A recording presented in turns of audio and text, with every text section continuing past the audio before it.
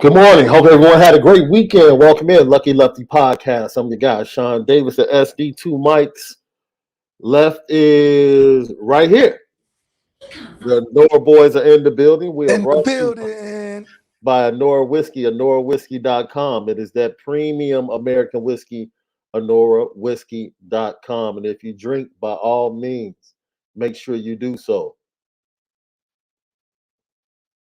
You Responsibly. got to do it responsibly. I have to admit, Left, your barber hooked you up, brother. Okay. Yes, sir. Your Yes, sir. barber hooked you up, brother. The linkage right there on the side is coming. It's Yeah. coming through, bro. It's coming through. It's coming through. 2023 all staying groomed up, man. We working on it. It's funny, man, because I am not a suit person, but for some reason, I'm starting to get the vibe for suits again. Okay. Yeah. Okay. So, you know, Not the Shannon Sharp suit though. no, mine will fit. I like suits that fit. Not the 2 inches too small on the shoulders. It's like, come on, brother. You got enough money to get a true tailored suit to your size, bro. Get it done right. Great weekend, big recruiting weekend. 3 practices in the books for Notre Dame. The next time we'll get a complete look at the Fighting Irish will be April 1st, this Saturday, where the media will be able to view the entire practice. So, some good things. We're going to talk about the quarterback play, how it continues to star and shine in practice.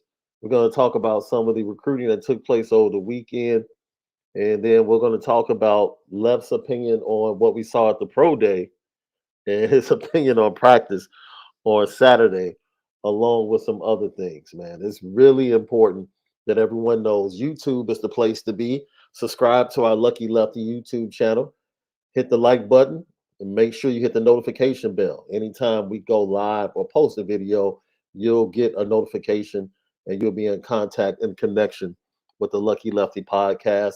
Download our podcast daily over at Apple Podcasts and Spotify. CFB Nation in conjunction with Irish Breakdown. All of our great content. We are the home of the misguided passion. It's the Lucky Lefty podcast. We spin it different. Hey, Left,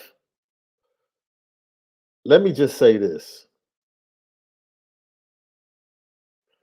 This has been one of the most entertaining March Madnesses that I've ever witnessed.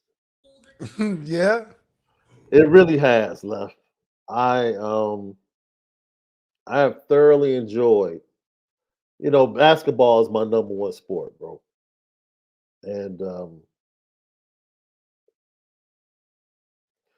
I just like good basketball, man. People will tell you I will go to a high school game around the corner at a local high school and just sit and watch. I don't need a superstar player on either team. I would just go watch basketball in its purest form. And I don't know if you heard this, but this Final Four represents, in my opinion, maybe not a full new era in college sports and college basketball, but it does represent the ups and downs that I think is going to face college sports in general.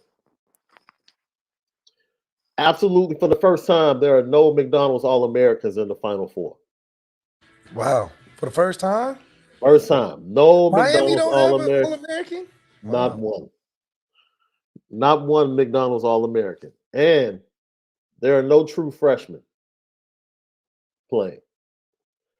This is truly a Final Four that is representative of the transfer portal and the power that it kind of holds in college basketball.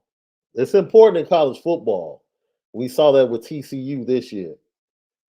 But the power it holds in college basketball is absolutely amazing. And this is a year coming off of a year when we had all 4 blue bloods in the Final Four last year. It was all about the blue bloods. It was all about the big coaches, all about the big talent. And now we sit here with San Diego State, Miami, Florida Atlantic, and the only blue blood represented is UConn. And UConn was built through the transfer portal and Danny Hurley. So it's very interesting. And a lot of people might feel like, I'm not watching that Final Four. I am, because I Do you think you're think going a to lot of it see is big games. because they have experience in like veteran players, like the more experienced veteran teams make it farther? Uh, Because uh, FBU is pretty senior. I know Miami is pretty senior, and they got a really good coach. well, Miami lost to Kansas last year, who ended up winning the championship. Oh, And they were Miami, senior. Miami replaced Charlie Moore, who went to shout out to Morgan Park, Chicago's own. Charlie Moore was the point guard for Miami last year on their run to the Elite Eight. He leaves. They get transferred Nigel Pack to come in. Nigel Pack is a phenomenal player. He comes in, and you have Henry Miller, who last year bust on the scene in the tournament. This year in the Elite Eight against Texas, he comes away with the Christian Laettner game, perfect from the field, perfect from the free throw line, 27 points. So, and he spoke about it after the game, like the gut punch that he felt losing in the Elite Eight last year and then missing the opportunity. And he said the team was driven to get back to that spot, and they were down 12 with about 12 minutes to go. And from that point on, dude, they made a comeback. Think about this. They made a comeback without making a 3-point shot. They were Miami came back Miami, came back from 12 and did not make a 3-point field goal. just tough buckets. Just tough buckets and stops, bro. So this really has been a salute in a way, this tournament, to just basketball in its purest form. Just basketball in its purest form. I understand there's a lot of controversy over the way the Creighton and San Diego State game ended. San Diego State is like an ode to the old school bad boys. They just physical. Everybody looks like they spent the entire all season in the weight room. They just push you around. Dude, Now, would you it's give credit to these teams that are making it, that are kind of the one offs, as a coaching elite coaching efforts, or is it just the overall effort of the team plus the coaching? well, Miami has been coming, right? Yeah, Miami been coming. I'm thinking But Miami is Miami's been because of the coming. coaching. But Jim Larinaga beat UConn to get to a Final Four with George Mason. This dude went to the Final Four at George Mason. We don't have to worry about when people were talking about when I put him on Notre Dame short list. I'm like, yo, I'm gonna go get that dude. He wouldn't leave I wouldn't leave Miami for South Bend, and he probably wouldn't either. But I'm just saying, the dude can coach his boat. He can coach his butt off. That's Absolutely. proven. That's proven. And they said something about his style yesterday. He said, I train them and then I trust them. And I think that's phenomenal in That's right. coaching. He said, I train them and then I trust them. And you can tell the way his guys play for him and play for each other that they buy into that. So you have Jim Larinaga, and then you have Florida Atlantic, who has really, you know, had the most wins in the nation all year or been tied or right there, doing an incredible job the way they play fast. They have the big boy in the middle. It's hard to handle. He's a double machine. He controls the paint. They played a fantastic game against Kansas State. Fantastic game. They were down by 7 or 8 and came back to take the lead and hold on eventually at the end. Just fantastic performances, man. But you talk about teams like this, teams like this moving forward left, eventually they're going to lose their head coaches, right? Because Oh yeah, yeah. Yeah, Yeah. Florida Atlantic makes this run, that coach is going to end up in a big He has program. to leave. Yeah, he's going to end up Has in a to. big program. So then what does the program do? Right? So I Oh yeah, don't, that's like what was the team last year that went all the way? And the coach was a high school All American and played like what Kobe played, and he ended up getting a new job, right? oh, Shaheem Holloway. Shaheem Holloway. Shaheem Yep. Holloway, and now he returned to Seton Hall, the coach where he played. Yeah. Right after that good season, like Yeah, St. Peter's. Yeah, he took St. Peter's to the Elite Eight. So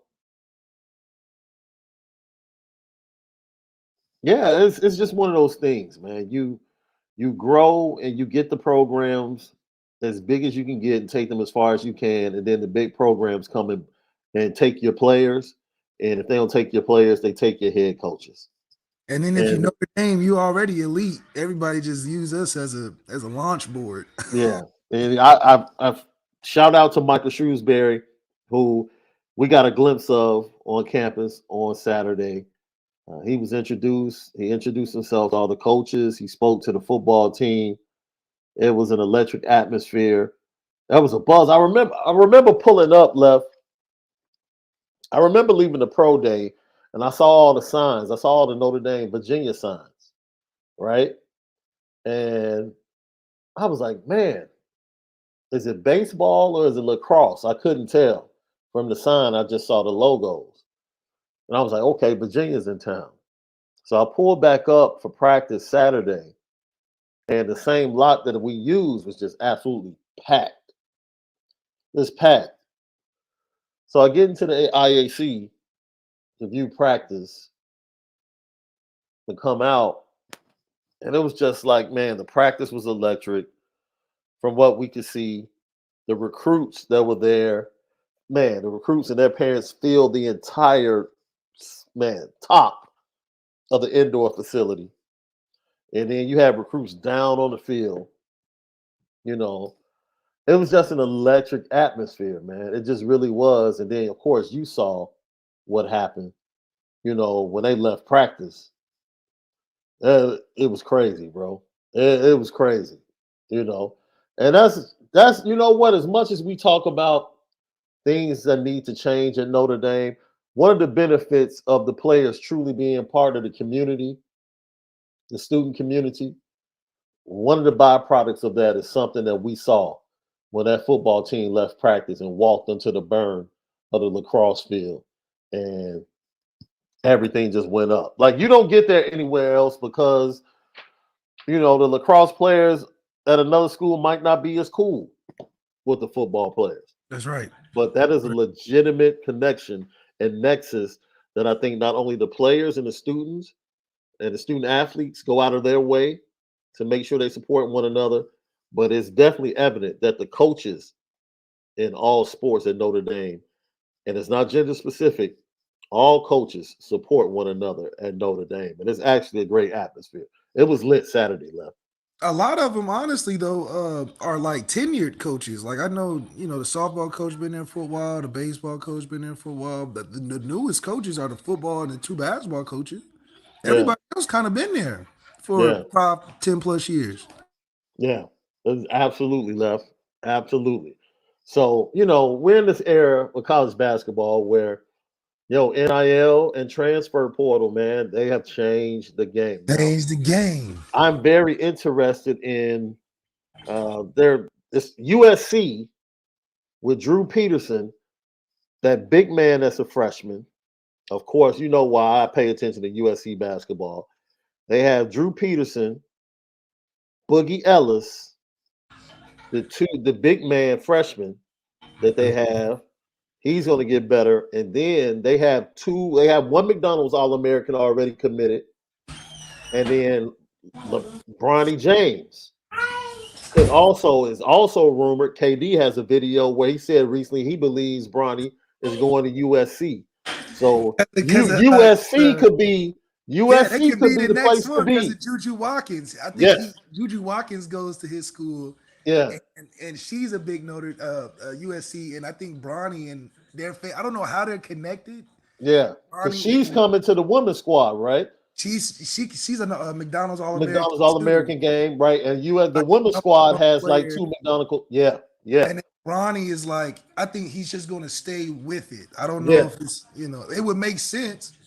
But I think Bronny should go back to Ohio, man. I think LeBron wants to finish Of there. course you would say that, Left. Of course. Of course you think that. Because you got to think about it. Like, Sierra Canyon was a great place for LeBron James and, him to build his infrastructure, stuff like that. But then you got to think about it too. All right, well, Bronny really could go anywhere. So I don't know how much of a connection that LeBron has to USC because usually, LeBron kind of like facilitating his way to the league. Right, So right, you would think he would either go to Duke or Ohio State because that's what I think LeBron would have went, Duke or Ohio State if he went to college. right, right. So, I'm excited because heck, that'll be baby girl's last year at USC. And if I can get a couple of Bronny games in my viewing, I'm all for it. I'm all for it. I'm all for it. So next year, and then you got DJ Wagner going to Kentucky and Calipari, his class next year.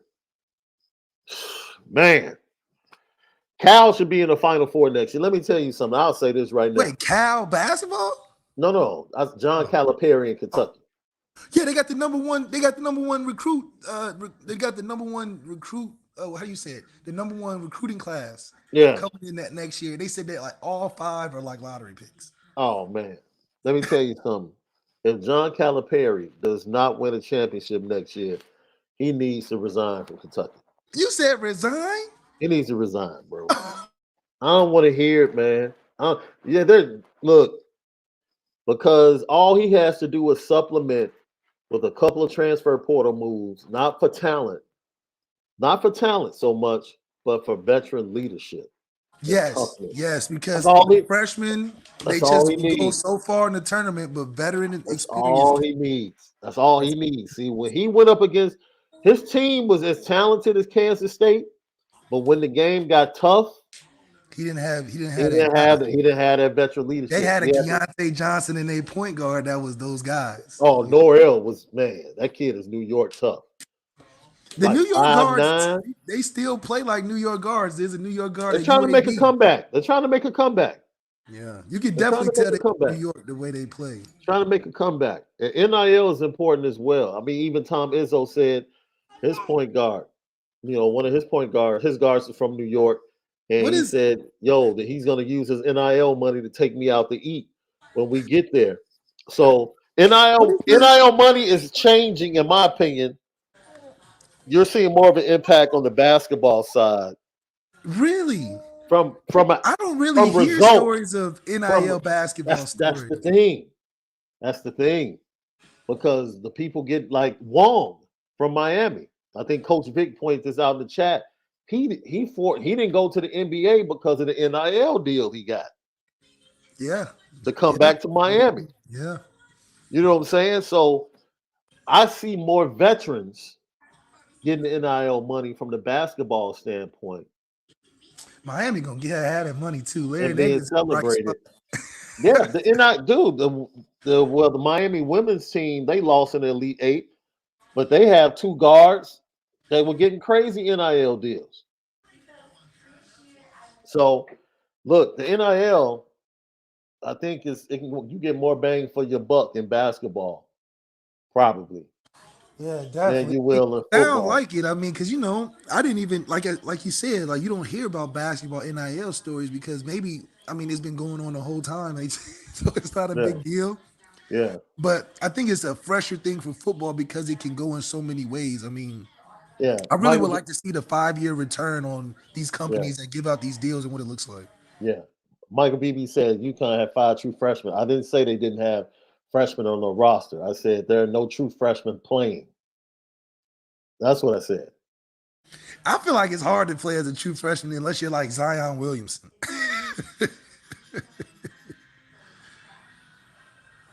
Well, there's definitely no true freshmen in the starting lineups in the Final Four. And if anyone is getting minutes, it's minimal minutes. Like, there's no impactful true freshman in the Final Four. Alvin Bailey. Nobody there. Yeah, there would not be Dante DiVincenzo deciding the national championship game, or what's the guy we all hate that went to Duke that starred against Butler? Grayson Allen. There will be no Grayson Allen coming in as a true freshman, killing Wisconsin in the national championship game. That's not happening this year. No, that's not happening this year. So it's a different era. It's a different day. So hopefully Notre Dame can jump into it. And become a part Notre of that. Dame is primed itself. Notre Dame has definitely primed itself in a position where the coaching can get us there, but it's that gap of Are we going to get those players in that we need? Because I feel like we got one side of the puzzle figured out. We got the coaches. We got the coaches. The players, I think it's going to be a fight, but I think football, they can pull some. Basketball, with this new coach, this new era, and the apparel deal, we might snag a couple of McDonald's All-Americans. Look at Kansas State. They turned around. I like their coach. I Who think he's similar. Coach Tang? Yeah, Coach Tang. I think he's very similar to the feeling that Strawberry will give us. Yo, shout out to Coach Tang in the speech that he went in and asked to speak to Florida Atlantic, and the way he spoke to those young men in defeat, and pretty much told them they were the toughest team that they had faced all year, and nobody can beat them if they stick together. I thought it was, Wow, that was yeah, real. it was absolutely fantastic, absolutely fantastic. He's a man of faith. Their mantra is crazy faith. Man, You he really know, said so that. yeah, go ahead and talk about it, but I'll find it for you, Left. It was pretty amazing. Man, that takes a lot, to especially be riding a wave like Kansas State was, and to lose and to have so much humility to Yeah, really. I mean, they played good though. I mean, the team that beat them, they played. yeah, It's one of those things where that reverberates through a program in a lot of ways unsaid. yeah, And I think that's going to be a program to be watching for in the years to come, because transfer portal has made basketball even more exciting to watch. yeah. So once again, Final Four, things have changed.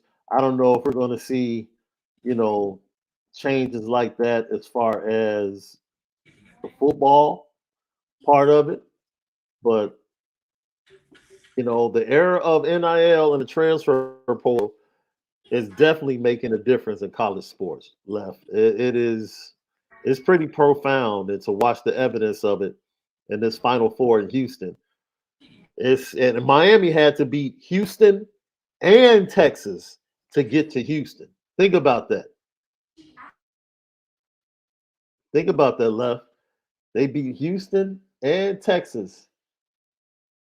That's hard to do, man. That's hard to do, man. I think to be able to just stay consistently in a tournament setting, to go back to back like that, I think it's something you got to commend, but also be excited the fact that this is going to attract transfer players. I think the Keontae Johnson story and his Yeah, ability to be able to go through what he's gone through, and then for him to say, especially in the interview, how he was like, "Yeah, I trusted Coach Tang and he trusted me."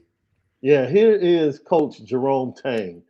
A little quick snippet, shall I say, of him talking to Florida Atlantic after losing to them in the Elite Eight. Toughness, your togetherness, your ability to make plays for each other, right? Like the way you communicate with each other. Nobody can beat y'all, right? Nobody can. So just stay together. Don't get distracted between now and then. All right, stay locked in. Keep doing what you're doing. Y'all the toughest son of a guns we played all year long. Just proud of y'all. Be rooting for you. All right. This only proves Yo, that college basketball is way more even out than yeah. football. Nick Saban Yeah. would never go into stay in Houston State. Dude, did you see Nick Saban doing the pregame when they were talking about Georgia passing Alabama up? Dude, that cat Nick almost had a coronary on the set. Look, no. Nick Saban is not going in the locker room after a loss. Oh no. No, Oh no. You know what? As much as I want to point this out, ladies and gentlemen, Marcus Freeman is officially a rock star. He's a rock star. Let me tell you something, man. The kids are one thing, but these mamas, dude, these mamas want to take pictures more than the kids with Marcus Freeman. I'm telling you, Marcus Freeman is a rock star, man. He's a rock star. These are Shaun's thoughts and not the thoughts of No. mine. First of all, pause, because I'm not trying to say I understand Marcus Freeman is a family man. No, we know who he is. We know who he is. I'm just speaking from but the you're right. excitement. What do we say every year? If Notre Dame was recruiting mothers, they would have the number 10 one team in 5 the country. stars. They would have 10 5 stars every year. We're the number one school in recruiting moms. The number one. Easily. Like And that's everybody just that's a big time recruit that says they mom is an important decision for them to decide. They always yes, say they love Notre Dame. yes, They're like, oh, my mom loved absolutely, Notre Dame. Like I didn't even. absolutely, He just kept asking questions. I was just had to sit back. Yeah. Yes.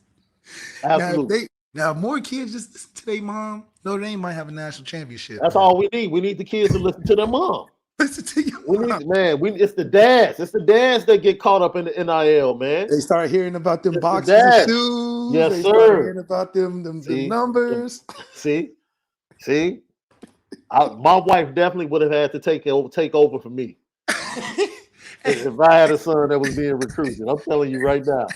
Hey, that's why what Dion said he need a 2-parent household where they got to balance them decisions out.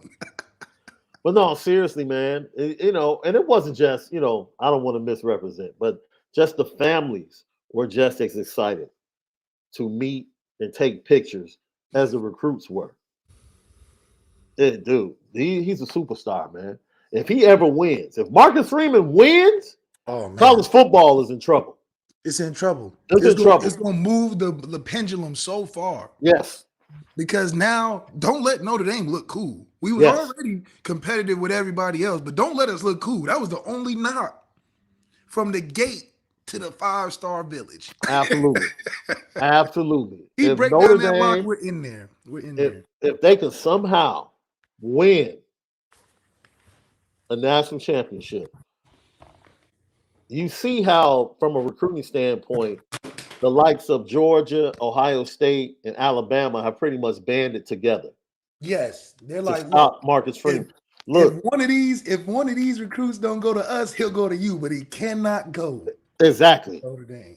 exactly, because they know Notre Dame. Don't let us get in the door because then if you let us get in the door with no conference, Yes, sheesh, they might have to redo the playoff system.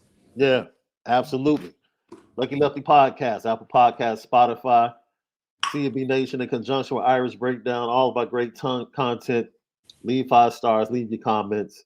It's the Lucky Lefty Podcast. You already know we spin it different. As you can see, it's HGTV over there, left spot. My man is getting it in, building his own studio. Yeah, I'm in the midst of it. In the midst of it. So let's talk about this because we're going to save the second half of the show to hear from Gerard Parker, talk about the practice and the offense moving forward. But there's a big recruiting weekend left, and we can start it off. It's the only right that you started off with the best, and that's Chicago, baby.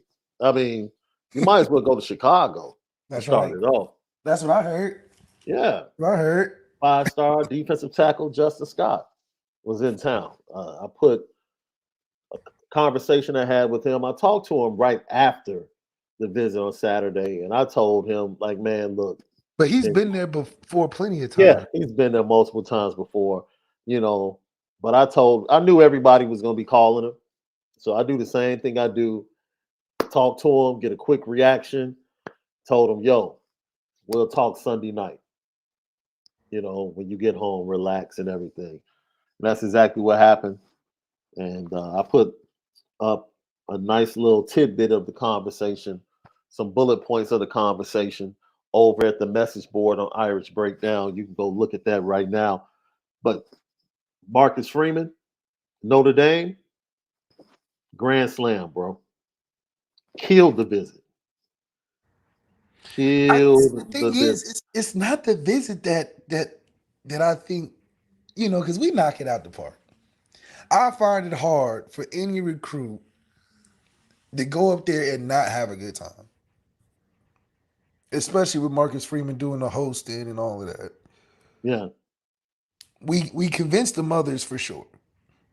Facts. We're missing just one piece, and I'm trying to figure it out.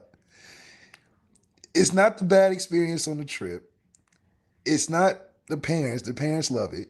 Mm-hmm. What is the missing deciding factor? Let me tell you something. And we want to clarify, right? We had 2 interviews with Cardell Tate. Am I correct? But we also had 2 offline full conversations with Carnell Tate. The real conversations. I was angry with Carnell Tate because I felt like the previous staff did a horrible job. Um, we can keep it 100. Carnell Tate's mom didn't think highly of Brian Kelly at all. No. She said she didn't trust him. And that was something that Marcus Freeman and the new staff had to overcome in a short time frame. Marcus Freeman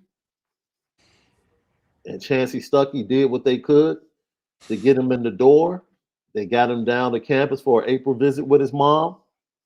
Chancey Stuckey continued to talk to Ashley Griggs. And shout out to our boy Carnell Tate for getting his black stripe removed.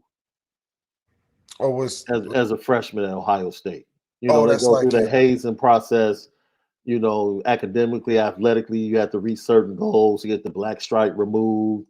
And now you consider part of the team. What's the black stripe? Is it like name tag or something? I don't know, man. It's some Ohio State crap. But shout out to our boy Carnell because we still talk to Carnell. Yeah, shout out to Carnell, man. I expect him to play next year. I think he's gonna be in the game somewhere. We're gonna have to smack him up a little bit. I tell him all the time. The right side. I tell him all the time. You're gonna have to take this. Hey, you're gonna have to take this whooping. That's all good. Yeah, but we love you though. We love you, but you're gonna have to take this whooping. And you know, Carnell was very honest with us about what was going down. His mother's feelings, what Notre Dame had to overcome. My anger came from the fact that going back to the beginning of his recruitment, Notre Dame was his first offer.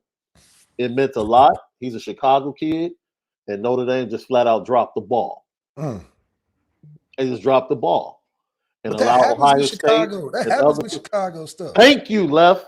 That's been happening with Chicago kids. That's the problem. Back to Laquan. That is the problem. Going back to Laquan Treadwell. He was no reason. No reason he should have been an Ole Miss, but I digress. Yeah. The previous staff and their gaps in recruiting have been well chronicled. No reason to even go back there. Once again, we come to Justin Scott. Notre Dame gets in on Justin Scott later than they should. He doesn't receive a pot of gold last year, which is that's the you know, and that's all of these not things, doing all the right things. You got to follow through the details. All of these things, but they still end up number one on his list. They were the offer he was waiting for. You know, he was about to commit. Just offered a visit from the coaches to the school and conversations. He didn't even go back to visit. Just offered a visit to the school. He was ready to commit to Notre Dame. Then he backed off, talked to his coaches. Some other teams came in, Ohio State, Georgia, namely. You know, he decided he wanted to do his due diligence, and he was in the middle of leading the basketball team to back-to-back Final Four appearances in basketball. So shout out to him and that with St. Ignatius, the Wolfpack basketball squad. Is the Catholic School League pretty solid in Chicago basketball? They were this year. I think there were 3 teams that made it downstate just from their conference. Because usually their division, that's really nice in Catholic school. I think it was Ignatius, Marmion, and I forget who the third team was. People that they played twice a year, 3 of those teams made it down just from their division in the Catholic League or their conference in the Catholic League. So it was pretty competitive. That's the white division in the CCL where St. Ignatius plays. So yeah, absolutely. And it was emotional, you know, because they're playing and they're losing 2 starters, trying to hold on and trying to make a run. You know, he's getting visitors to all the basketball games. He's trying to concentrate on basketball at the meantime, talking to coaches. He loves Notre Dame. He wants to commit. Then he backs off. It was a lot. And he admits that this was an opportunity with a clear head to really embrace everything to see if the feeling was the same. Yeah. As it was in January. And it was.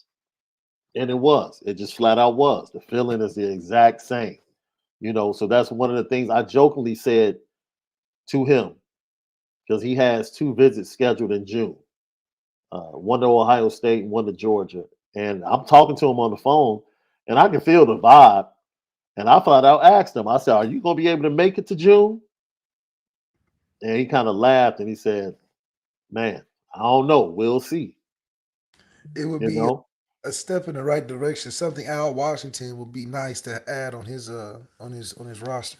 Yeah. And I will say this, and I'm gonna leave it here. As I said before, I put tidbits up on the message board over at Irish Breakdown.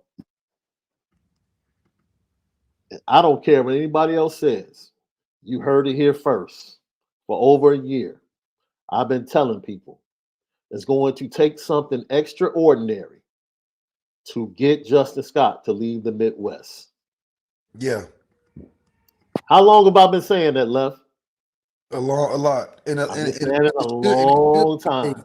it should be the case. It's hard for him to leave the Midwest That's because we why put when that the Georgia full stuff court came pressure. up, when the Georgia stuff came up, I was like, all right, that's understandable. It's Georgia. Of course he should have. Of course he would be interested. But I stand by what I've been saying.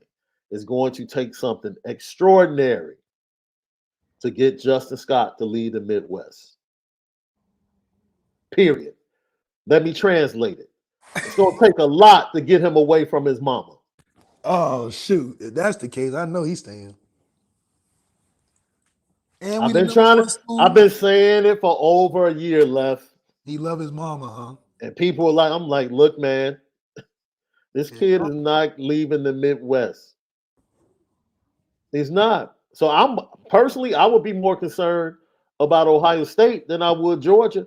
That's just my opinion from knowing Yeah. the kid. No, yeah, I think Ohio State is more realistic. I don't think he wants to just be that far in general. Nah. Because he feels like he can make it wherever he at. You know, Yeah. some kids feel like I need to go there and be around them and I rub off on me. I know Justin Scott probably feels like just give me an opportunity. Because remember, he's trying to be the best in the nation. And see, people like, I see people in the chat, look, man, Justin Scott's parents ain't hurting, man. No.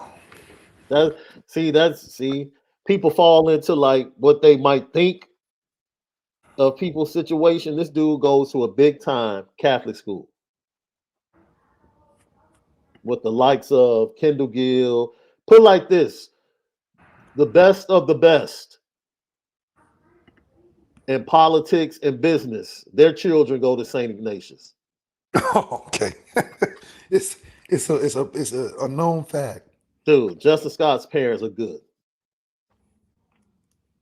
So Kirby waving some money at them, they ain't about to do. Yeah. It's like the bag only goes so far. Look, man, I've been telling people, like, dude, all right, I'm trying to tell you about this situation. I'm trying to tell you about this kid and his people. Right? I think another publication put it out on social media.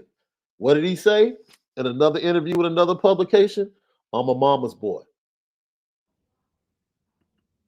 And it's gonna be hard for me. It's gonna be, and he said, I'm a mama's boy, and the proximity is very important.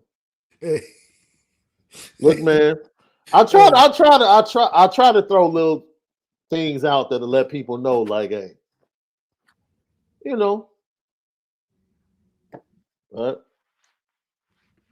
is what it is, man. Hey, and and it's good because I think Marcus Freeman acknowledges the fact that I think he knows his recruiting is working how it should. Hey, man, Marcus Freeman was that's one of the things that Justin Scott intimated. From the time he got to campus, Marcus Freeman made him and his family feel important. It was like, yo, it wasn't a circus. You know what I mean? It wasn't a circus like other commits down there. No, it was just really him and the staff. It was his weekend, and Notre Dame hit it out of the park. Yeah. They hit it out of the park. Jaden Redell, big time tight end, right? Fabulous job. Fabulous job with him. Look, pretty much every big time recruit that was there this weekend pretty much said the experience was better than they expected.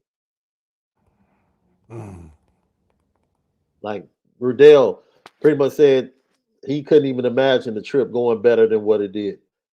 You know, and Gerard Really? Parker is his recruiter.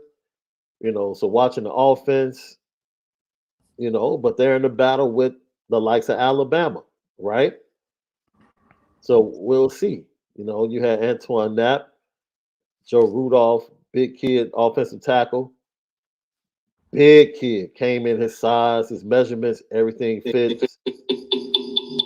So he was a priority target for Rudolph when he was at Virginia Tech, and he felt the same. Once again, I left. How long have I been saying on this show that the class of 2025 in Illinois is like fantastic? Especially in Illinois because it doesn't make a lot of sense. But yeah, it's definitely interesting. Yeah. So Taylor from Geneva, Illinois, big time wide receiver. Brian Driscoll has been on record for saying he's easily one of his favorite recruits in the 25 class. You had Jim Flanagan and his son, Legacy, come down. Had a fantastic time.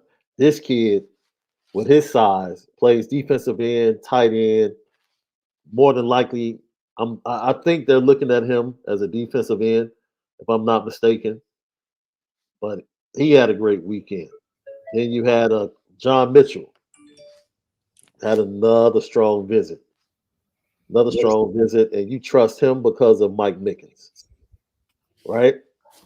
Logan Thomas, edge rusher from Texas.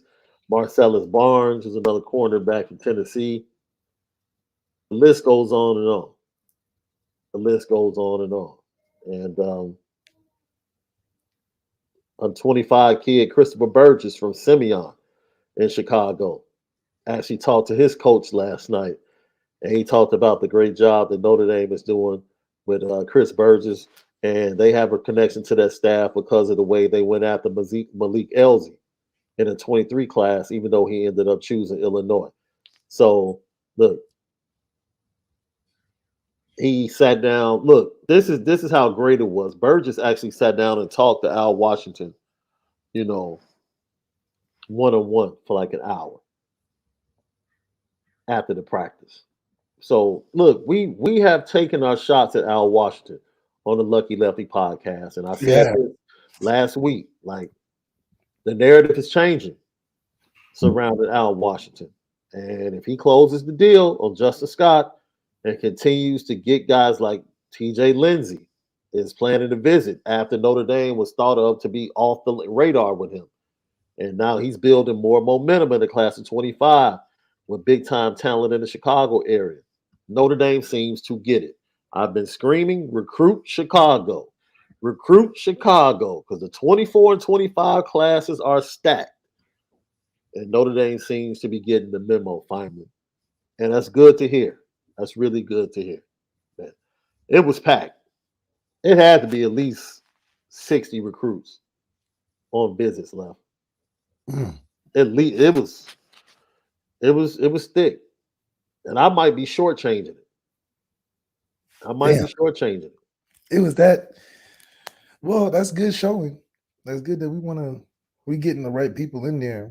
I'm just excited to see. I think as long as 24 ends out better than 23, you see the progression in what the belief factor is that Marcus Freeman is carrying in that program. And to come off of an 8-9 season or 8-4 season, what was it, 9-4, 8-4?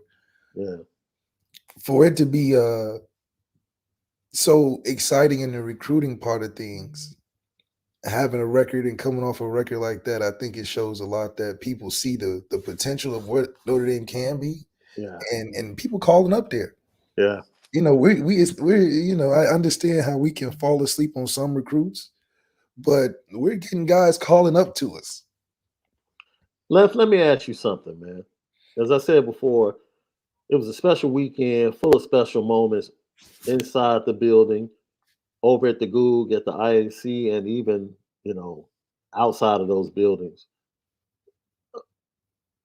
Left.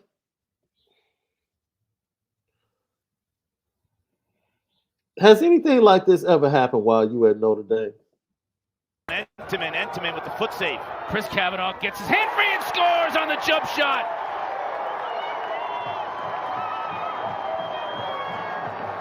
What a scene. When they stepped on this field, on the berm, as Yo, these cats left practice, went over to the burn, Didn't take their stuff off. didn't take the stuff. So the facility, all the facilities are connected. It's like you have the IAC, the baseball field. You can go right outside the back, walk through the hallways that they've created, and go right onto the burn. It's really it's all connected, right? So they just pop up on the burn right there on the lacrosse field, and all of a sudden Notre Dame lacrosse goes on like a crazy run to tie the game.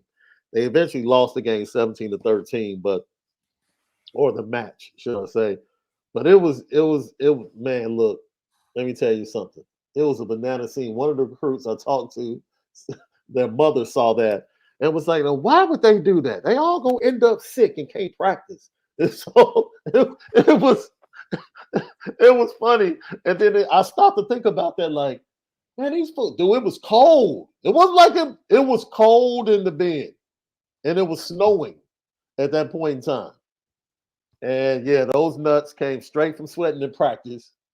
No jersey, straight t-shirts cut off, pores wide open. Yeah. So if you hear some people missing because of the flu this week, you understand why that might take place. But it was at least those boys was engaged. They was locked in. They loved it. it. Absolutely. You guys do anything crazy like that as a football squad? Because you guys used to go to the men's game. Well, I used to go to the women's games. Uh-huh.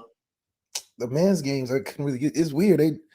I could get into the women's games, but the men's games was hard to get into, and women's teams was way better. So I don't understand that.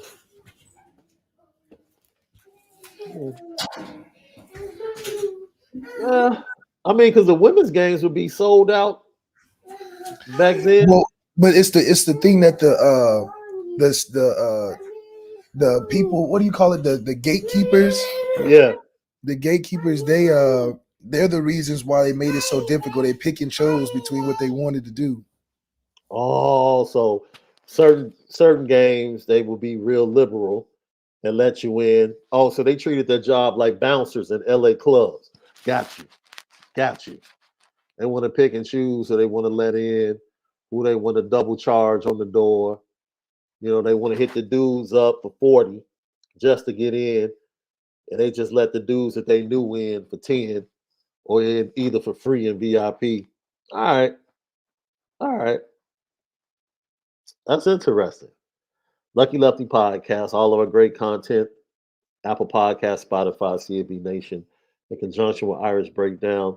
Leave us 5 stars. We appreciate you. It's because of you, LL Nation. We have an announcement coming up Wednesday. We will be doing a live show in South Bend prior. Matter of fact, I think we're going to be doing a show the day before the Blue and Gold game, and I think we're going to be doing a live show after the Blue and Gold game in South Bend that weekend. We're going to give you deets on that coming up this week. It's a fantastic opportunity. It's something that myself and Malik are both extremely excited about, having the opportunity to work with local businesses to get this done. It's the Lucky Lefty Podcast. We spin it different. All right, we talked recruiting, and we talked about NIL, transfer portal, changing sports on the NCAA level. Can Gerard Parker change the trajectory of the Notre Dame offense? We'll talk about it. Lucky Lefty Podcast. We spin it different. 911 is on the way. Because I know what you're trying to do. You're trying to get me in. Lucky Lefty Podcast. Back in the business, the Onora boys. We're getting ready to talk offense. Before we do, our guy KL says, Malik, was Skylar Diggins there at the same time that you were? Skylar Diggins was, but she was leaving when I was coming in. But that's like after like Kevin Durant came to see her, Lil Wayne came to see her. Like Notre Dame's women's basketball was popping at that time. So it's crazy. That cat Lil Wayne really does pay attention to women's sports. Right? Yeah, him and Drake. I mean, Drake went on the ESPYs, wore Scholars jersey. I mean, Notre Dame basketball was hot. Yeah. Was hot during those years. He called Miami after they got to the Elite Eight, the women's squad. He called the LSU squad after they made it to the Final Four yesterday. Wayne is a big time fan of women's collegiate sports. What's up? I see my boy, my fellow Chicagoan MWJR in the building. You know, I just had to show him something. What's good with it? What's good with it? We know the best squad on Vincennes, baby. You see it. He goes to Julian, which is right down the street from Morgan Park. So I just had to tease him a little bit and mess with him. But thank you for tapping in and supporting the show as always, bro. Offense has been at the top of the news. When you look at, and a shout out to Notre Dame media for showing highlights that will create buzz surrounding the Notre Dame offense, right? Because there are some questions with a new offensive coordinator. There are some questions, even though you feel like the quarterback position is definitely more talented. Quarterback room is more talented. You feel pretty good about what Notre Dame is going to be doing moving forward offensively in the 2023 season. However, Gerard Parker, he met with the media. And even though the questions have seemed to be solved, you still have to take the field, especially in the biggest moments against teams like Ohio State, USC, and Clemson. And we still have to wait to see if Sam Hartman can perform in the biggest of moments. And after 3 practices, Gerard Parker talked about what he's seen from his offense and what he thinks about what he has. That finishing today, just in week 1, I really like our guys. You know, no different than this place in our culture here. It's set from our head coach down. Our offensive guys, our energy, the full football team, just our energy, commitment to learning, commitment to fixing things, and just to buy into our tempo and energy to move in practice and move with urgency. That's where it starts. You know, we've got a tough physical football team, and just to see those guys do that again on the grass after a long break since the bowl game is refreshing. And for us, it's a long time from that window from being done and recruiting January to get to this point. And certainly with the job change for me, to be able to get on the grass and help these guys do what they love doing is certainly an exciting time for all of us.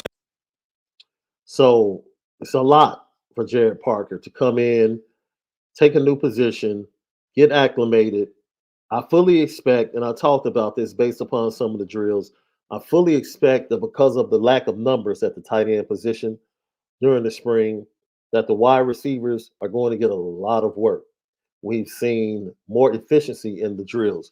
Competition and speed has always been at the forefront when these camps, whether it's fall or spring, that's always been at the forefront from Marcus Freeman. Nothing has changed going into this camp. When you watch them go through drills, it is about speed, knowing where you're going, getting to the next level, getting your work in, and competing. That has continued, but they've been more efficient, adding the ability to get more reps for each quarterback and also each wide receiver and each skill position player on the roster. So that's vitally important moving forward. To hear Gerard Parker talk about that, you have to feel really good about what's going on surrounding the Notre Dame offense. And then he also had an opportunity, which is pretty important in my opinion. He had an opportunity when he spoke with the media on Saturday to talk about the difficulty of the transition, the difficulty not only the transition for him, but the difficulty of the transition for the players as well. This is what Coach Parker had to say about transitioning. It's like the older you get, the more you learn it's not about you as much. You know, and I think being married, having kids, and doing this coaching thing for a while tells you that. So it's really not my stamp, it's ours, and that's not cliche. I really mean it. Like, I think that as you get it in and you get guys bought in and you build a staff that we built, both in our off-the-field guys and our on-the-field guys, we've got a great staff. We really do. And so my job is to just give great direction, provide leadership, and create a unity that everybody feels empowered to do their jobs. So I think if anything, I hope that would be maybe my stamp. Otherwise, I'm just a piece of it to try to help divide good direction, and then from there, just let these guys do their jobs and let the players do their jobs. What have you learned about communication? Oh, it's critical. I know that, right? I mean, it is, and our messaging. You know, I think the way we talk, our vocabulary within our position groups and as an offensive unit are critical. How we talk, how we communicate, so the terminology is the same across the board, allows our guys to feel the unity of our staff and back to them. So communicating those thoughts, our plan, and making sure everything goes flawless in our transitions on the practice field are critical.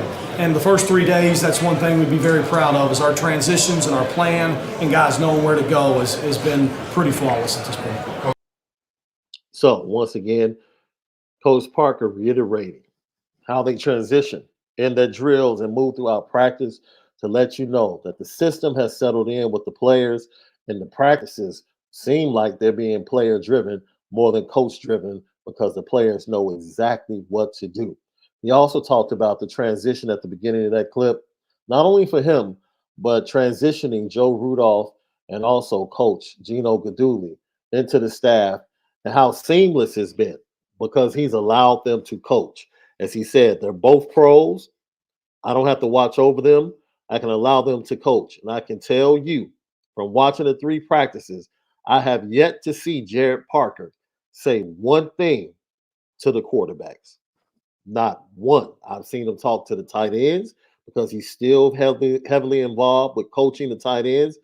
But after running a play or running a drill, I have yet to see the offensive coordinator, Gerard Parker, say one word to the quarterbacks. Now, that could be because the quarterback play has been absolutely phenomenal in comparison to what we've seen in spring practices the last 2 seasons leading up to the season or leading up to fall camp. It's stark contrast, night and day. Any other comparison or phrase you want to use that represents going from bad to good, up to down, down to up, whatever you want to say that represents that, you can use it. That might benefit that and be one of the reasons why the transition has been so easy for those coaches. But Joe Rudolph, without question, has walked into a blessed situation as an offensive coordinator with a top-notch center and 2 top-notch tackles sitting in the room to lead the way.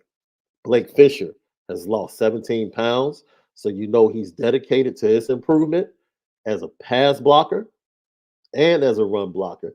Joe Alt is already in line to be the #1 tackle taken in the 2024 NFL Draft, and Zeke Correll is the leader of the bunch, one of the smartest guys and one of the best blockers, even at a smaller size, when it comes to getting his hands on somebody and knowing how to use leverage. He's an incredible center, and he's very smart and knows how to play the game. This is your leadership. So Joe Rudolph walked into a great situation. So the transition for Joe Rudolph should be seamless, right? Because it's more of, don't mess this up. Okay, just don't screw this up. All right, just host the youngsters, get them ready to play, get the second line ready to play, get them ready to roll, so that if we have injuries, it can be seamless for them to come in, continue to dominate play at the offensive line position as a unit. That's your job. And then recruit. Gino Guidugli, look, he inherits Sam Hartman. And as we said before, if you attended, I wish you guys could have been there for the pro day. We were there to watch Avery Davis and Michael Mayer go through their field drills. Look, Sam Hartman stole the show. He flat out stole the show in front of NFL scouts. In my opinion, that was his 1A pro day. And the 1B pro day will be coming up this time next year. He already had a sneak peek pro day in front of NFL scouts throwing to Michael Mayer. That can only benefit him because I'm sure there were notes being taken. There were definitely notes being taken. So as we move forward, we fully expect that the offense will continue to have buzz because of the quarterbacks. Transitioning will be seamless because of the improved quarterback play.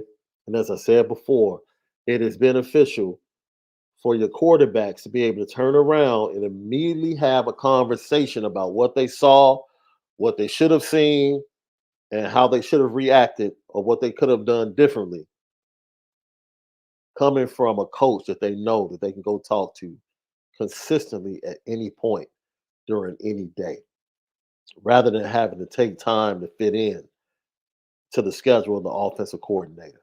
It's going to benefit Notre Dame greatly moving into this season. You're going to see improved play. We have seen improved play, in my opinion. I like Kenny Minchie, loved him before he came to Notre Dame. What we saw on high school film has translated to early practices. He's just a smooth operator. Pleasantly surprised with Steve Angeli. He can be better with his ball placement, but he has a cannon. He has the best arm in the room. And for my buck, he's still a freshman. He's not even a sophomore yet academically. And he's vastly improved from the young man we saw at the blue and gold game last year. Vastly improved. And Tyler Buckner has had a fantastic spring campaign thus far through 3 practices. So, but I said this Saturday night, it became apparent to me over this weekend, and things could change, but it became apparent to me that there's a difference, in my opinion, between Sam Hartman and the rest of the quarterback room as it sits today. You know, I wasn't open to saying that before, but this weekend kind of opened my eyes and changed my mind just a little bit. It truly did. Now let's hear from Gerard Parker once again when he talked about, he talked about his 3 young freshmen and where they sit at the wide receiver position, and also the transition of one Chris Tyree to that same position. They're swimming, and to be fair, that's okay. The great thing is right now they're starting to play faster, play a little faster, develop some confidence, then take a little step back, and then go again. Just a typical progression.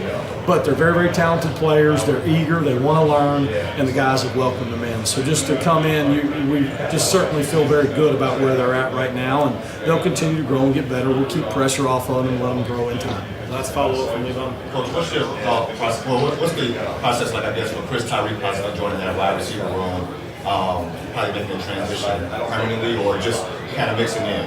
Yeah, I'd probably keep it. That's a good way of putting it. It's going to be a fun process. I'll say that. How about that? All right. So shout out to my guy Levon Whitaker with the follow-up question right there. I think Levon's going to join us sometime here on the show in the next few days to talk about Notre Dame sports at large, because he follows the women's team. He follows some of the other teams on campus. We're going to have him on the show in a few days to definitely tap into the Micah Shrewsbury era right here on the Lucky Lefty podcast. But going back to Gerard Parker, talking about how impressive, Braylon James, I believe in one of the clips that's been put up on social media, caught a touchdown from Sam Hartman. I forgot the defensive back that he beat. Of course, you see Deion Colsey, his catch on one of the feeds last week over Benjamin Morrison. It's really good to see. And this is funny. I was sitting there at the pro day, and Sam Hartman, I'm sitting next to B. Driss. And we're watching Sam Hartman throw to Avery Davis and Michael Mayer. And I'm sitting there, and I'm like, no. And B. Driss sees me doing this. And he's like, what are you doing? And I'm like, I'm praying.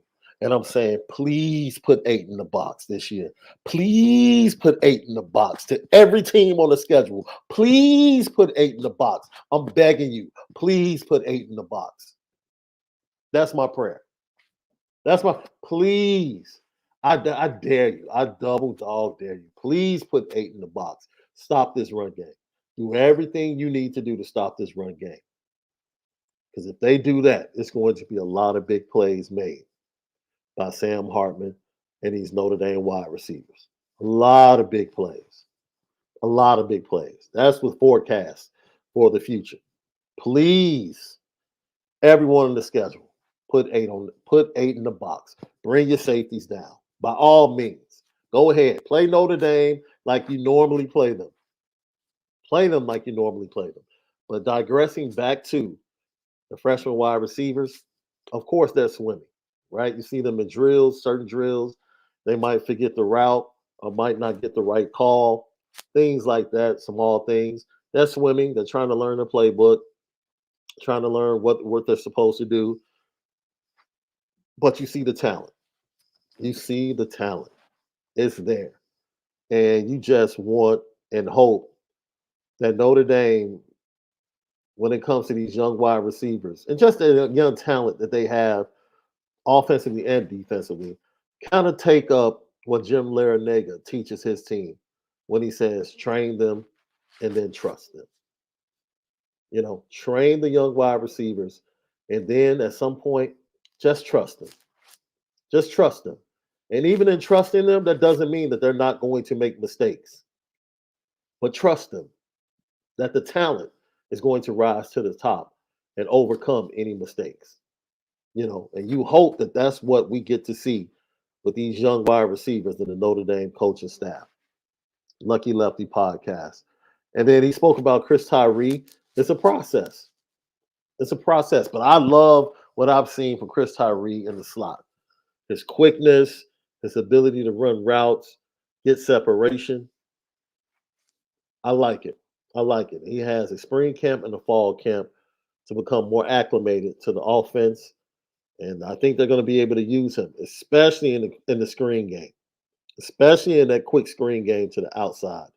I see Chris Tyree being a formidable playmaker for defenses to have to stop on a week in, week out basis. I got Lilo Galante. We appreciate the super chat, my man. He says, "Go Irish, Shaun and Malik. Keep up the good work." We will indeed do that, Lilo. We appreciate you and shout out to your nephew. I saw you just post his accomplishments on the baseball field. Our prayers go out to him for his continued success in all of his endeavors. Absolutely. I think we have one more clip of Gerard Parker that we want to get to. Yes, Gerard Parker. This is interesting because this is the second time he said this. And I always am reminded when I hear him say this of what the culture was previously under the former offensive coordinator. Here's Gerard Parker making a point to say that he cares for his guys. Difference as far as leading the position group versus leading the offense, I guess what's been the biggest difference for you in that role? I think probably the biggest thing is you quickly go, and I've always talked about it because you try to put yourself in different shoes the older you get. And I think the biggest piece for me is starting to realize that in days off, those days off, you have to start thinking about what you're going to do the next day. You can't wait on a plan. You have to be out in front of everybody because I think with good communication and a good plan, people want to know exactly what's happening next. So that's the biggest thing is thinking 3 days ahead, 5 days ahead. And then, of course, then with leadership, there has to be a very, very calculated approach to build relationships, not with just the tight ends now or saying hi to guys. You want to build a full investment across the offense to let everybody know that their relationship to me and back is very important. So I think just the investment in people goes up. I want these guys to know we love them and we care about them. We want them to do real good, but we also care about them, and I hope they feel that. And that's been the biggest change. You got to do that with 55 guys compared to 10. Well, it's the second time that he's mentioned caring about his guys and showing the guys that they care about them, and that's the culture from the coaching staff. We have heard multiple things about instances where conversations have taken place between coach, players, whether it's offensively, defensively. That really wasn't a good look, and the culture might not have been the most inviting, which might point to why you didn't see young players really flourish under Brian Kelly, and from Brian Kelly leading into Tommy Rees. Maybe, am I trying to connect dots that might not be there? Maybe Gerard Parker is making zero reference to that, even though he spent short time under Tommy Rees as the offensive coordinator. But I will tell you this. he has referenced this for the second time, making sure that there's an atmosphere where the players feel appreciated and feel loved and supported. And I'm glad to hear that. And talking to former players from the Brian Kelly era, I'm not so sure that that was the case unless you were a top player. If you're a top player, you might have felt that love. If you weren't a top player, I'm not so sure that you felt the love that would cause you to put in the work to improve and still push to make yourself a better player. When Tommy Reese, maybe not that full culture, but at the same time, there were some instances, man. There were some instances, right? He's no longer here. So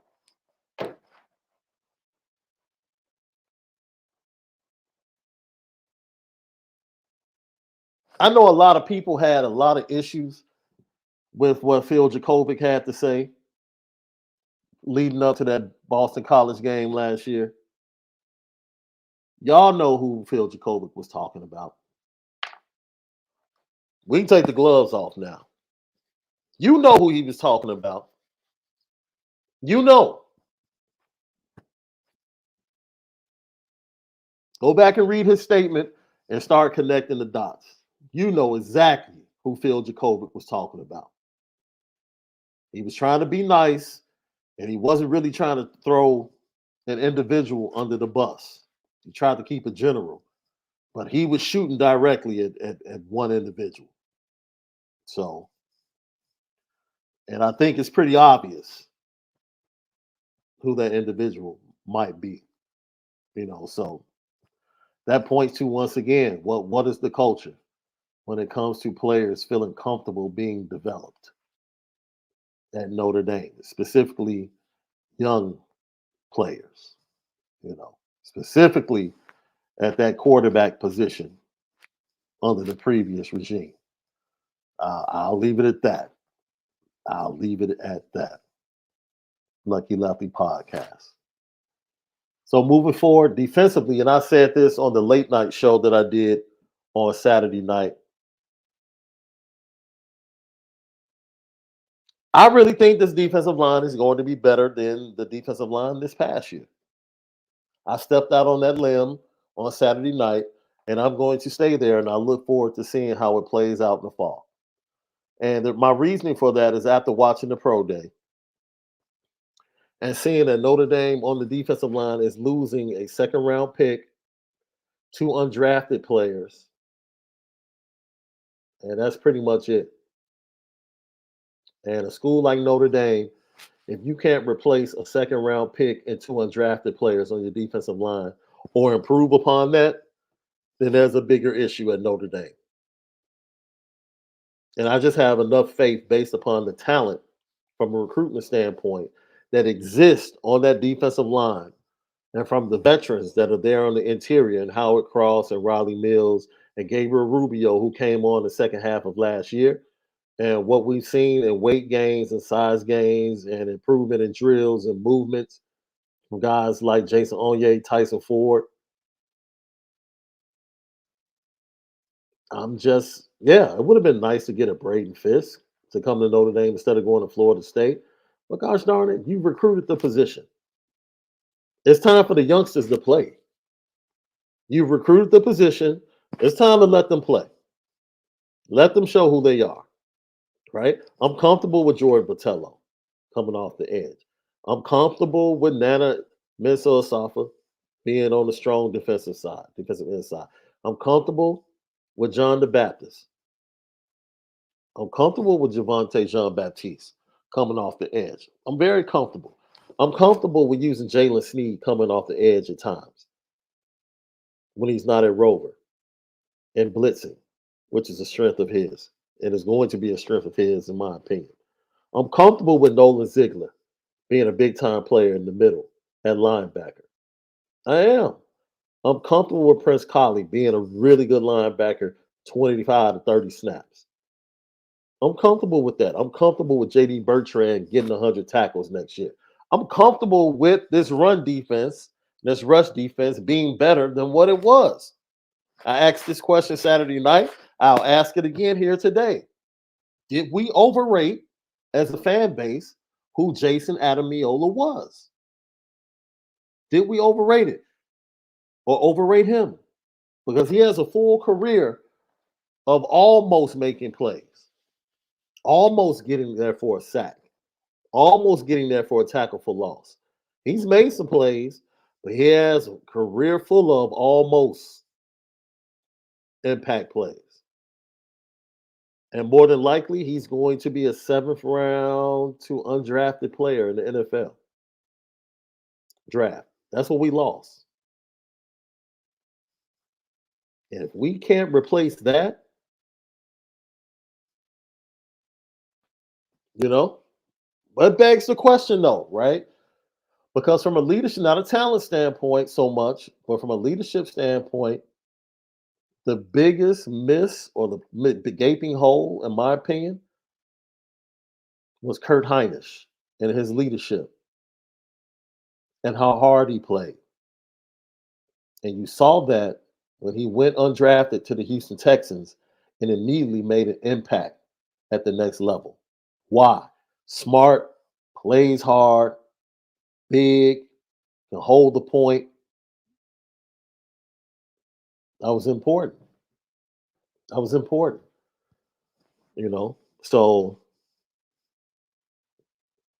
talent shouldn't be a problem based upon the recruiting of the guys they have on the roster and, where they landed in recruiting rankings. They have the talent to replace what they've lost. Now they just have to go out and play. They just have to go out and play. They have to go out and play. So that's one of my early predictions based upon what I saw in the spring, is that the defensive line is going to be much better than most people give it credit, or better than most people think in the fall, especially on the interior. They're going to be much better. And then it's not on the defensive line totally whether or not the defense against the run improves. The linebacker play has to improve simultaneously. We understand that. And I think allowing these youngsters to play is definitely going to do that.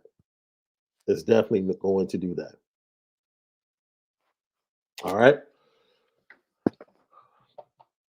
I think that's it. Left, of course, had to deal with something with the family. He texted me. An emergency came up. He had to step away. Great conversation with you guys. As always, we appreciate you. In about a little bit over 30 minutes, the recruiting show with Ryan Roberts and myself over at Irish Breakdown. We will go more in depth about all of the big time recruits and how their visits went over on the recruiting show on Irish Breakdown.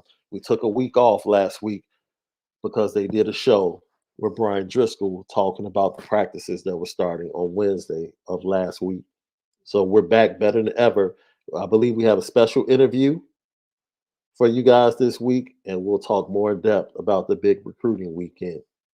Lilo, you know what? Thank you for saying that. Jaden Osbury and Drake Bowen are going to be very good players at Notre Dame. And on top of that, this is something else I think I pointed out Saturday night that I'll lay it out for you guys here today. One of my reasonings for the linebacker play being better outside of the talent finally getting on the field and watching Max Bullock.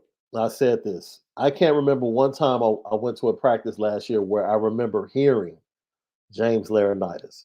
No, he's a great linebacker, right? No, he's knowledgeable of the position, but I could never remember hearing him at practice. You go to a Notre Dame practice, one of the voices you are going to hear above all others is linebacker coach Max Bullock. GA, Max Bullock, who just came from Alabama under Nick Saban. You say, why is that important, Shaun? Well, it's important because he comes with years of experience playing the position, not playing the position, because in my opinion, this is important because this goes to why a lot of great players don't necessarily become great coaches in multiple sports, right? Because when you are not extremely talented and you have to focus on read and reaction, film work, and all of the things, little things, to be able to go out there and compete at a high level, which Max Bullock was able to do at Michigan State and be very productive without being super fast, without being super big, without being super athletic. That creates a coach's mentality because coaching is teaching. And just because you know it doesn't necessarily mean that you're good at teaching it or conveying it. And just because I can hear him and I wasn't able to really hear James Laurinaitis, I will say this. James Laurinaitis stepped out of the radio booth to coach at Notre Dame. And say that again. He stepped out of the sports radio booth to coach at Notre Dame. So he was learning how to coach while he was at Notre Dame before he moved on to Ohio State. Max Bullock was a coach on the field, was a coach at heart, and has been coaching and has the experience. And I think he's going to bring a little extra to that linebacker room and conveying what needs to be done, especially for the class of 2023. That's going to allow them to get on the field and be productive in their Notre Dame careers. So I fully expect Drake Bowen and Jaden Osbury to both be very good players before their time is done at the University of Notre Dame. That's that last tidbit I want to give from the practices that we watched over the weekend. All right. Thank you guys for showing up. As I said before, recruiting show over at Irish Breakdown in just a bit. You know what time it is. Petticoat, petticoat, petticoat junction. It's time to get petty. Oh, we did a good job executing. Are you upset with something? And fire up the Petticoat Junction train. I just don't like you. You don't? No. What is today's petty historic? Petty Junction.